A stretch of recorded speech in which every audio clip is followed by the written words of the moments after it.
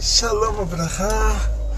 Nossa Parashá, esta semana temos duas Parashiot, Matot Mas'ei, e nossa Parashá, Parashat Matot, ela nos conta sobre a guerra de Midian, continuação.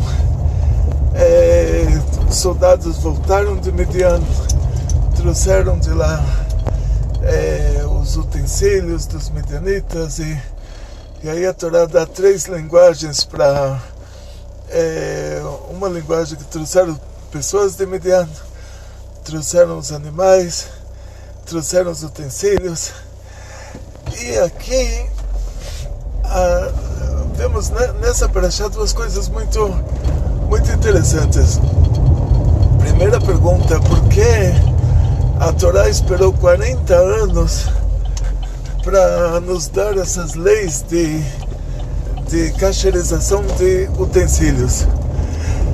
Está escrito que toda coisa que foi usada no fogo, está escrito agora na nossa parashá, Parashat Matot, tudo que foi usado no fogo tem que ser passado pelo fogo. Tudo que foi usado na água tem que ser passado pela água.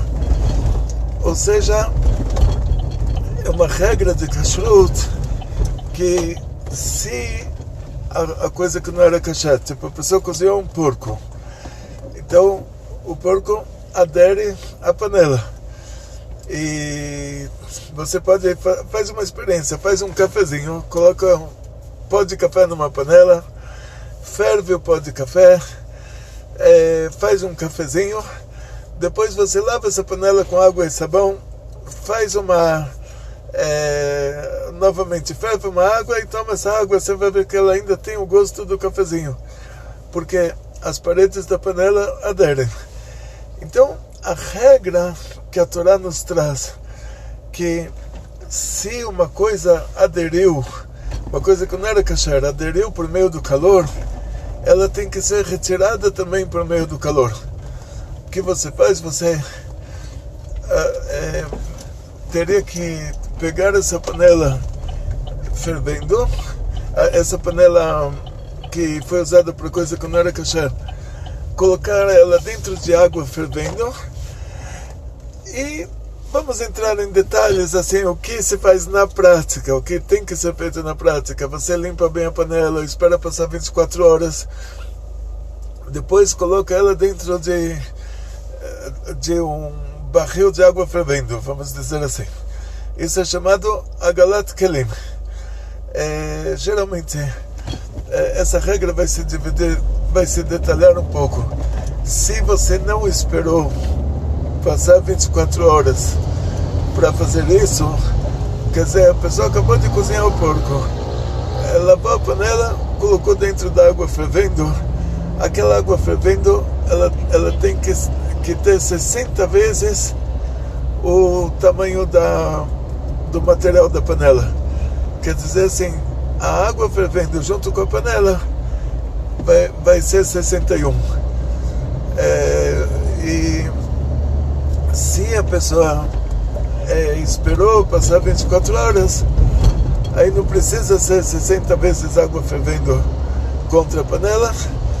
E vocês vão ver isso na véspera de Pesach, que se costuma cacherizar os utensílios. A gente costuma comprar panela nova, mas se precisa cacherizar o utensílio, a gente compra panela nova para Pesach e guarda para todo Pesach, né?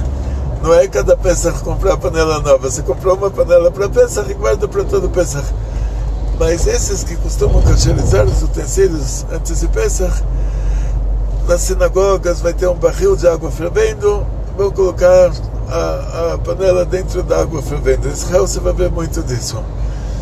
Então a Torá, quando o nosso povo saiu do Egito e recebemos a Torá no Monte Sinai, era a festa de Shavuot.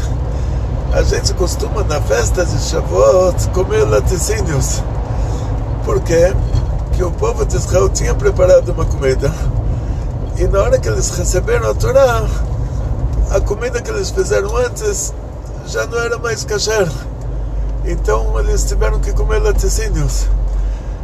Então, por que essa lei de cacherização de utensílios, ela só é dada no final, deveria ser dada no dia da entrega da Torá, quando eles descobriram que a comida que eles tinham feito não era kasher.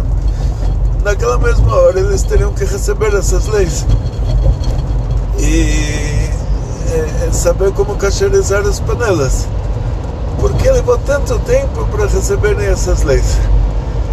Então, diz o Baal Shem Tov que tem o corpo da Torá, tem a alma da Torá. Todo mandamento prático, ele tem também um lado espiritual.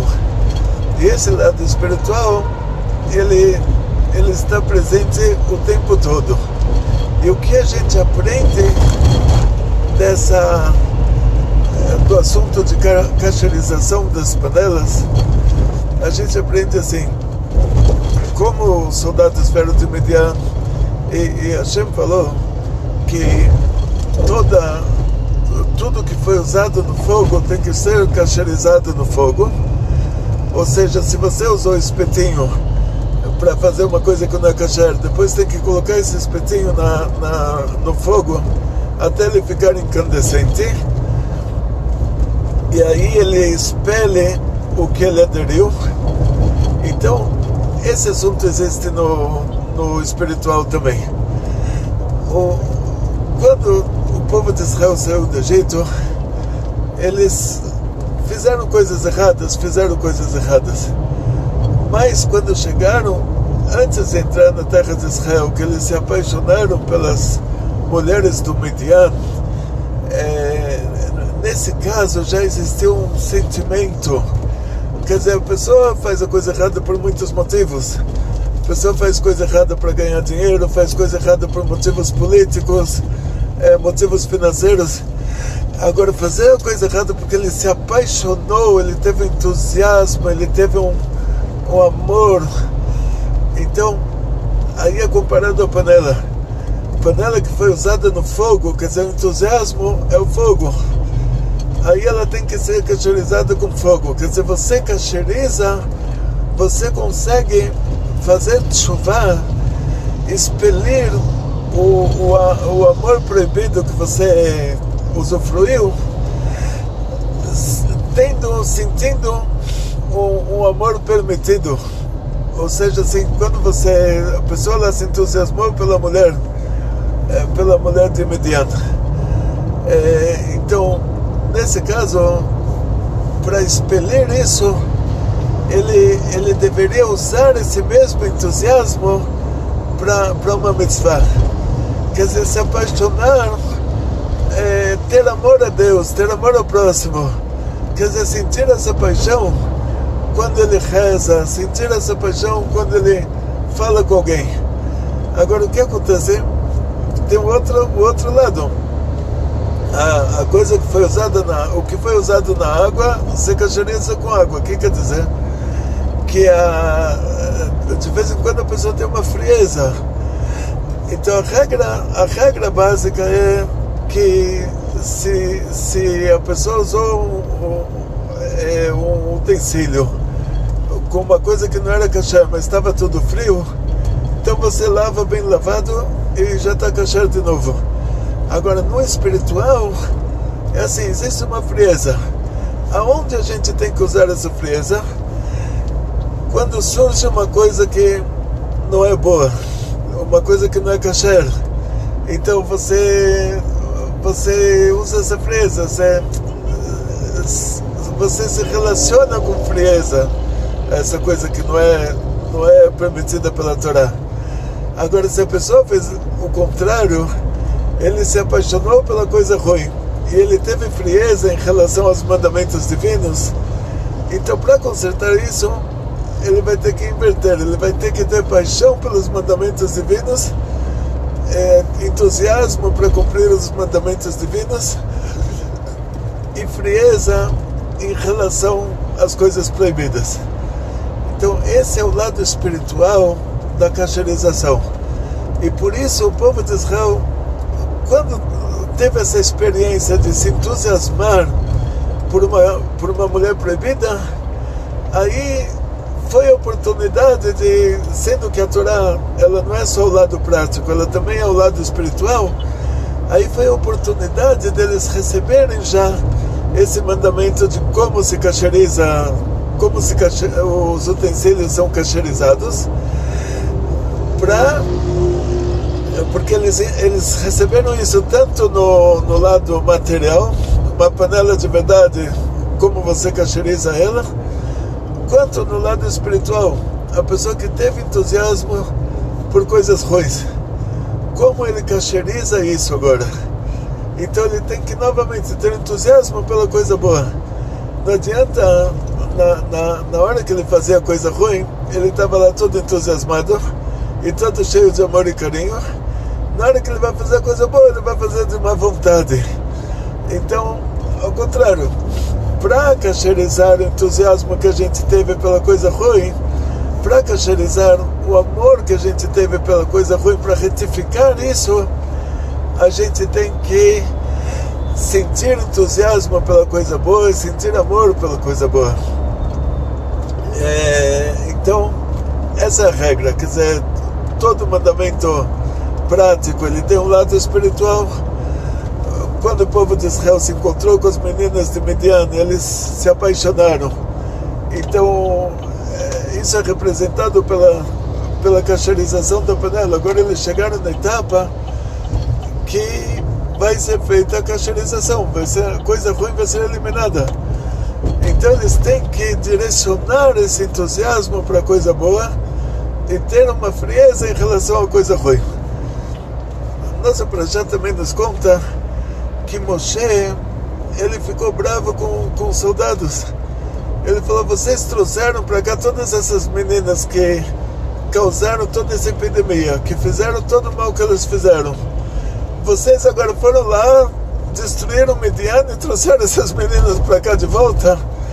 Então Moshe Rabbeinu falou: não, tem que fazer uma sentença de morte para elas. E aí a questão que pela Torá é proibido assassinar, pela Torá a vida humana, não importa qual o povo da pessoa, a Torá não justifica nenhuma pena de morte que não seja julgada e autorizada por um tribunal. E o que aconteceu aqui nesse caso? Então nós vamos ter dois casos assim, que recebemos uma ordem divina de destruir um povo. Por causa que isso é uma ordem divina, aí ela já sai da regra do julgamento. Quer dizer, esse povo pode ser, recebemos uma ordem divina de exterminar o Amalek. O rei Shaul, ele colocou isso na prática, ele foi lá para as cidades do Amalek, ele fez uma guerra e ele deixou vivo os animais do Amalek e o rei do Amalek. Então o profeta Samuel, ele chegou para o rei Shaul e falou: olha, o que é todo esse barulho que eu estou ouvindo? Hashem Deus já tinha dado para ele a profecia de depor o Shaul e de nomear o rei Davi no lugar do Shaul. Mas aí o profeta, para abrir a conversa assim, ele fala: o que é todo esse barulho? Aí o rei, ele se exibe, ele fala: olha, eu deixei todos os animais para fazer sacrifícios para Hashem, e também está aqui o rei do Amalek, ele deixou vivo e ainda deixou uma empregada com ele. E o profeta o Samuel falou: olha, o que você fez para Deus é mais importante você obedecer a Deus do que todos esses animais. E o profeta Samuel próprio falou para trazer uma espada para ele. Ele matou o rei do Amalek. Só que o rei do Amalek já tinha tido uma relação com a empregada tinha engravidado dele, e disso saiu o Amã, que esse Amã na Pérsia, o ministro da Pérsia, ele decretou um holocausto para todos os judeus de todos os 127 países. Simplesmente uma pessoa que tinha um ódio por judeus assim de alma. E aí a gente volta para o assunto do Midian.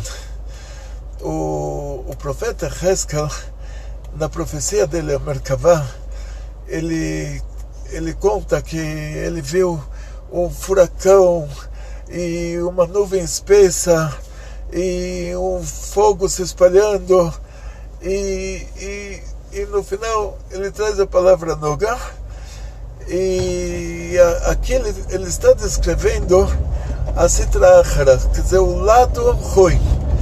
Esse lado ruim é descrito pelo profeta em 4 níveis. Um nível é o nível mais ruim, assim, que ele descreve como o furacão, e que é a fonte de almas dos animais impuros, mas daqueles mais perigosos que você não consegue domesticar, tipo um leão, um tigre. Depois um nível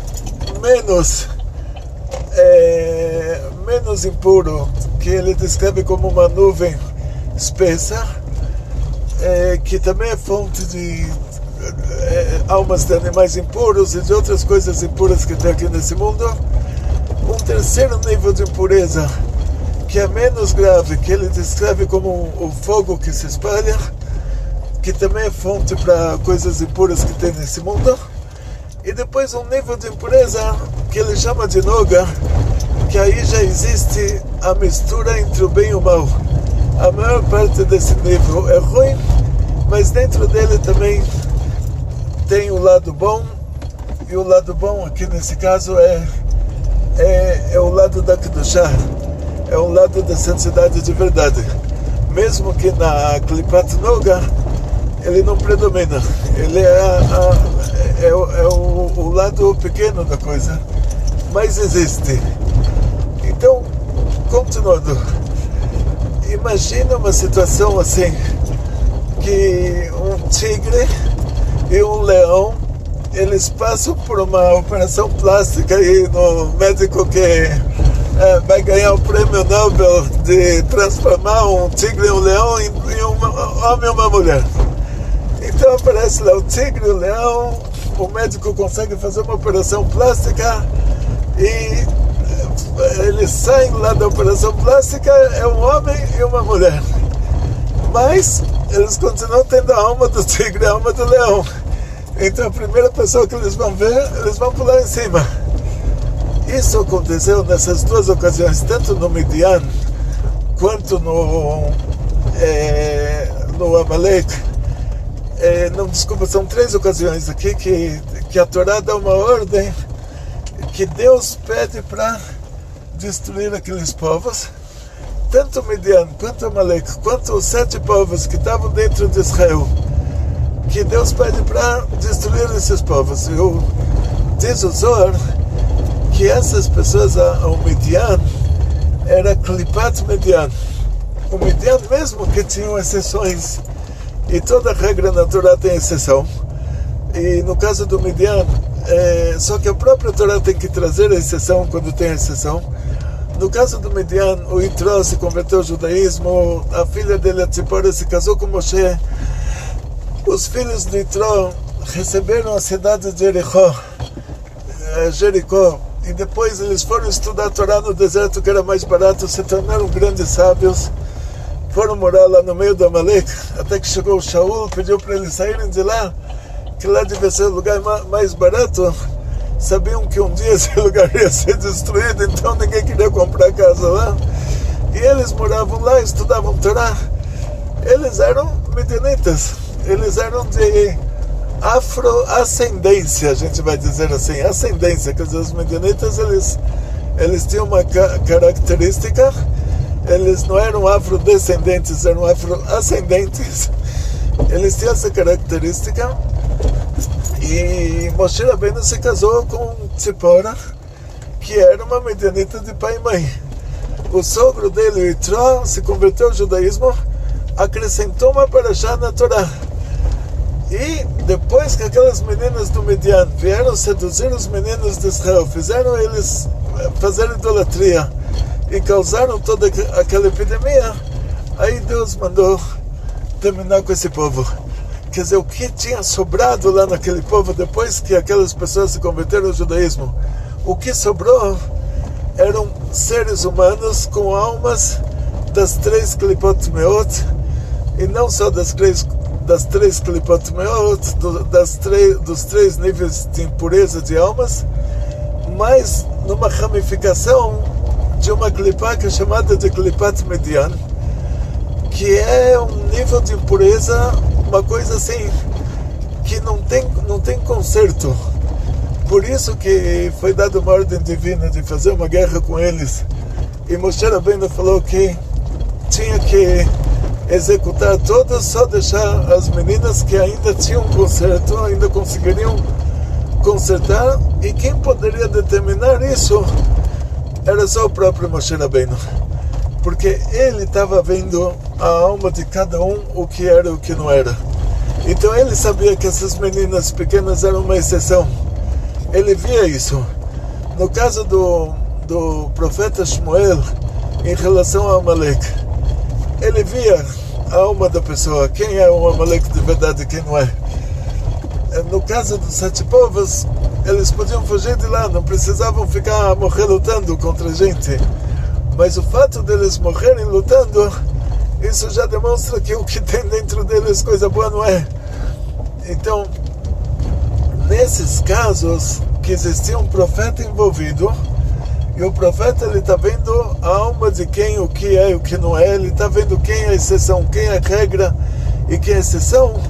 Aí Moshe Rabbeinu poderia tirar essas meninas, e essa foi toda a divina providência, que eles trouxeram as pessoas de lá. Aí Moshe Rabbeinu conseguiu tirar essas meninas como exceção de regra, e o resto foram executados, que era a regra, era o pedido divino em relação a isso, e isso está ligado às almas deles.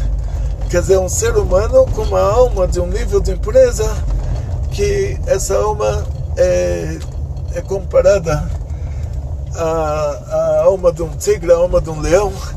Quer dizer, que coisa boa nunca vai sair disso, muito pelo contrário.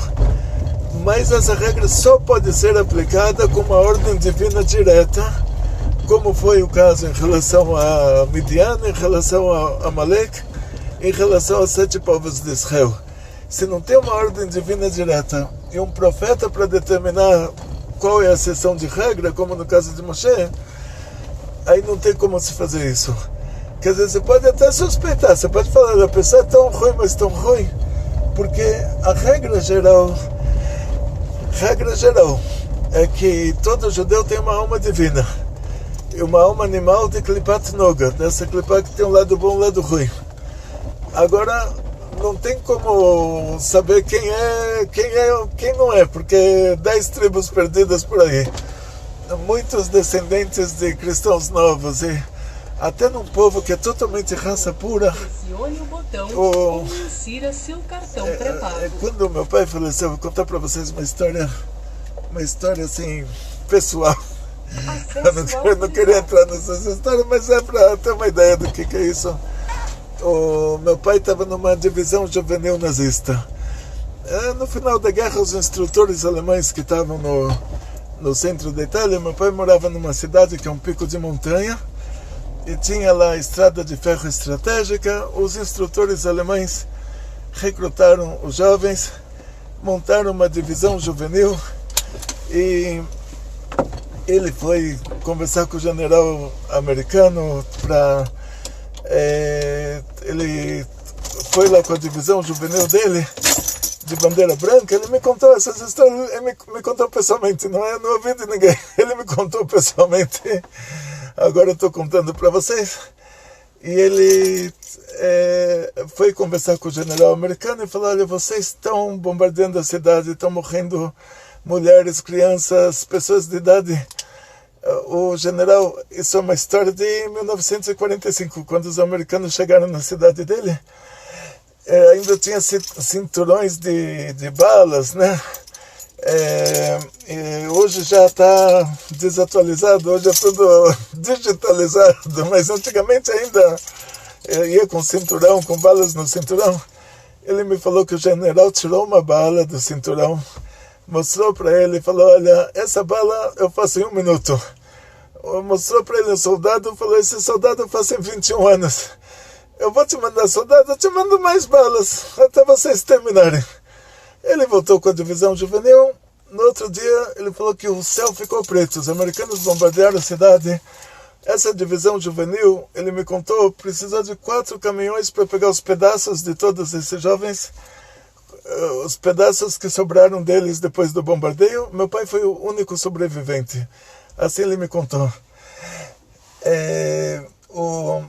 Qual o motivo que eu conto isso para vocês? Que ele me falou também que naquela cidade onde ele morava, eles eram raça pura. Meu pai era de família real italiana, tinha um bisavô que era o conde local, como se fala, naquela época cada cidade tinha um rei, e ele falou que eles eram raça pura, nunca se misturaram com nenhum povo, e eles tinham uma linhagem até a época dos romanos que eles não se misturaram com os romanos também. Não se misturaram com os romanos, quer dizer, ele era raça pura mesmo. A primeira mistura foi que ele encontrou com a minha mãe, e aqui no Brasil minha mãe é libanesa também, e foi a primeira mistura na família. Mas eles eram raça pura de aquela cidade específica, nunca se casou com outras pessoas que não fossem daquele povo. O dia que meu pai faleceu, eu estava em Israel, eu liguei para o rabino-chefe de Kfar Chabad. Kfar Chabad é uma cidade, todo mundo é religioso, todo mundo é Chabad, todo mundo estudou na Yeshiva. Para ser rabino-chefe de Kfar Chabad, a pessoa tem que saber muito mesmo, porque ele tem que responder perguntas de outros rabinos. Então ele era o rabino-chefe de Kfar Chabad, liguei para ele me conhecia bem. Eu falei para ele, olha, eu vou te contar esses 3 detalhes e você me fala o que eu faço. Meu pai era raça pura, não tinha mistura de outras raças também, quanto mais de judeus. Nunca tiveram judeus nessa região de onde ele veio. Ele estava numa divisão juvenil nazista e depois ele fugiu para o Brasil. Então me fala, o que eu tenho que fazer agora? Ele faleceu, o que eu faço? Graças a Deus ele me contou uma história que quando passou o trem dos judeus lá de Roma, que ele levou comida para eles, e ele falou que se o alemão que estava sentado em cima do vagão tivesse visto ele, daria um tiro nele. Ele falou que todo mundo que estendeu a mão, ele conseguiu dar alguma coisa, pegou toda a comida que tinha na casa dele, a mãe ficou brava, e eu falei para ele, alguém deve ter te dado uma brachá, que aí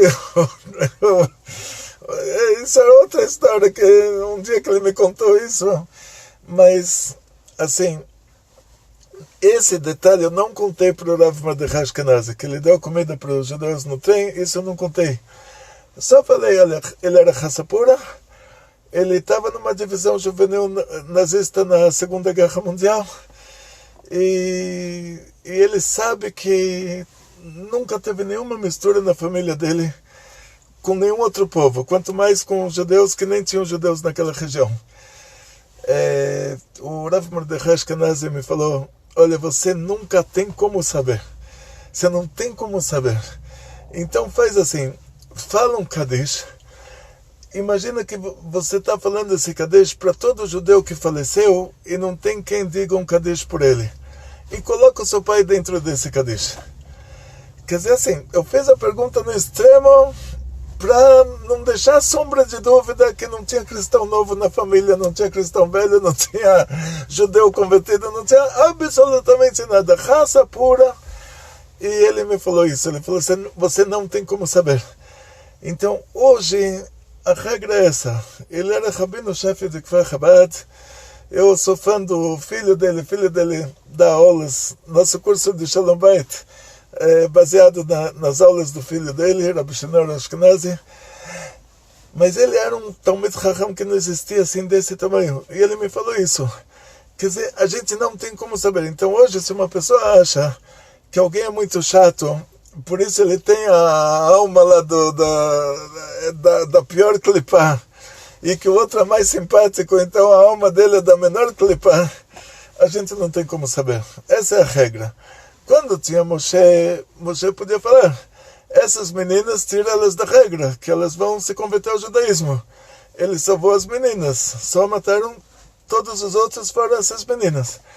Quando tinha o profeta Shmuel, ele falou, tem que matar os animais também, porque os amalequitas se transformavam em animais.